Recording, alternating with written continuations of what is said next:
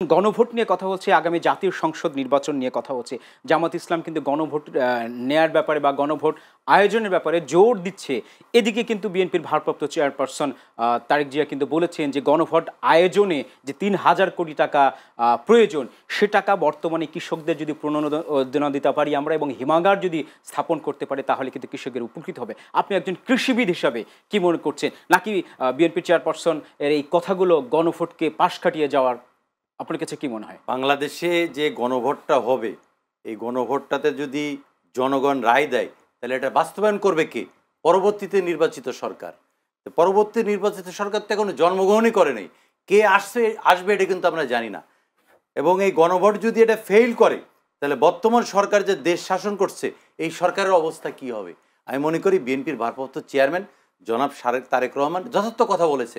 কারণ বাংলাদেশের কৃষক বাঁচলে বাঁচবে দেশ, সবার আগে বাংলাদেশ। তো বাংলাদেশের কৃষি নির্ভর দেশ, যে দেশের ৮০% মানুষ কৃষক।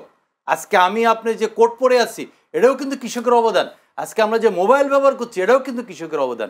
তা আমরা বাংলাদেশের কৃষককে যদি ডেভেলপ করতে পারি তাহলেই কিন্তু বাংলাদেশের ডেভেলপ হবে। দেখেন, আজকে বাংলাদেশের পেঁয়াজ বাইরে থেকে আমদানি করতে হয়।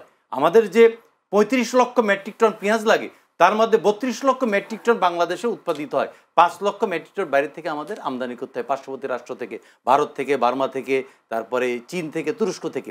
তা আমরা যদি এই কৃষকদেরকে আধুনিক হিমাগার করে দিতে পারি তাহলে কিন্তু এই পেঁয়াজ সংরক্ষণ করলে আমাদের কিন্তু বাইরে থেকে আর পেঁয়াজ আমদানি করতে হবে না। আমরা পেঁয়াজ ভবিষ্যতে রপ্তানি করতে পারবো। দেখেন, আলু, বাংলাদেশের মাটি কিন্তু আলু চাষের জন্য খুবই উপযোগী, কিন্তু আমাদের কৃষকরা হিমাগারের জন্য কিন্তু আলু সংরক্ষণ করতে পারছে না। এই কারণে আমাদের কি করতে হচ্ছে? বাইরে থেকে আলু আমদানি করতে হচ্ছে। তা আমরা যদি কৃষিকে ডেভেলপ করতে চাই, এবং বিএনপি ভারপ্রাপ্ত চেয়ারম্যান জনাব তারেক রহমান ফার্মার কার্ডের কথা বলেছে, এই ফার্মার কার্ড যদি তাদেরকে আমরা দিতে পারি তাহলে ফার্মার কার্ডের মাধ্যমে কৃষকরা যে উপকৃত হবে এবং সরকার থেকে যে সাবসিডি এবং যত সহযোগিতা পাবে এবং কৃষিকে আধুনিক করলে পরে দেশ উন্নতির দিকে যাবে। জামাত সহ আরো যারা ইসলামিক কিছু দল আছে জামাতের সাথে, তারা একটা লড়াই লড়তেছে দেশটাকে ইসলামের নামে তালেবানি শাসন।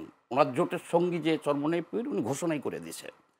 তাহলে এই লড়াইটা জামাত চালাইতেছে যে তারা দেশটাকে তালেবানি শাসন মানে আফগানিস্তানি মডেল নিয়ে যাবে। তারা এর জন্য তারা জীবন দিয়ে দিতেছে, ভোটের জন্য না। তারা রক্ত দেওয়া হলে ভোট ঠেকাবে। পিয়ার না হলে শিয়ার না হলে গণভোট। আবার গণভোটও যদি মাইনে নেন তারপরে বলবো যে এখন শীত, দিন ভালো না, মিলাদুল নবী। তারা লড়াই করতেছে দেশটাকে তালেবান করার জন্য, কিন্তু তারা হেরে যাবে। জিতবে সাম্রাজ্যবাদ শক্তি। এই দেশটা সিরিয়া হয়ে যাবে। দেখেন, সিরিয়াতে এক পাশে ছিল, এখনো আছে ঘাঁটি, মার্কিন ঘাঁটি, আর এই পাশ দিয়ে ঢুকছিল হলো রাশিয়া দিয়া। সেই দেশটা গৃহযুদ্ধ করিয়া একেবারে দেখছেন ধ্বংস করে দিয়েছে। আমি ওখানে যাব না, ফিরি বাংলাদেশের 50% লোককে মাইনাসে রেখা আপনি কিসের ভোট করবেন আর কিসের গণতন্ত্র করবেন? তাহলে তাদেরকে মাইনাস কে করছে এবং কেন করছে আমি আপনাকে বলে দিই, একটু সময় দেন আমাকে। দেশটাকে ডিভাইডেশন করা হয়েছে, 2 ভাগ করা হয়েছে। আপনি বুঝেন না যে একটা দেশের 50% মানুষকে 14 দল, আওয়ামী লীগ, জাতীয় পার্টি সাইড করে দিয়া আপনি গৃহযুদ্ধ ছাড়া বিকল্প কোনো চিন্তা করতে পারবেন না। তাহলে কে করলো আমি বলে দিই।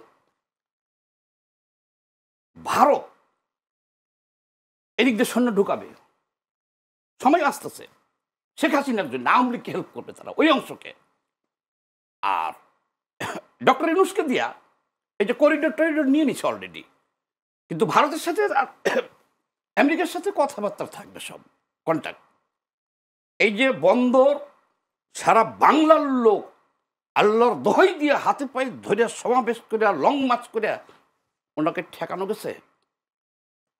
সারা জাহান যদি লাগে ডক্টর ইউনূসের বিরুদ্ধে, উনি করিডোর দিবে, বন্দর দিবে, ওই আরো যা দেওয়া দরকার। এই যে করিডোর যে নিয়ে গেছে, এরকম কোনো ভিত্তি বা সত্যতা আছে কিনা দেখেন তো।